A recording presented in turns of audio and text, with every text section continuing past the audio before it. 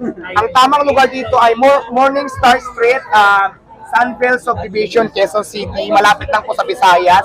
Kung nasa Visayas Avenue kayo, kakanan lang kayo sa Shell, pupunta na dito. Ngayon, kung nandito naman kayo sa may Central, likod lang tayo ng New Era, malapit lang tayo dito sa may marami dito mga university, malapit lang dito sa may... Sa lahat po ng mga vloggers na nandito ngayon, na nanggaling pa sa malalayong lugar, mga kaibigan.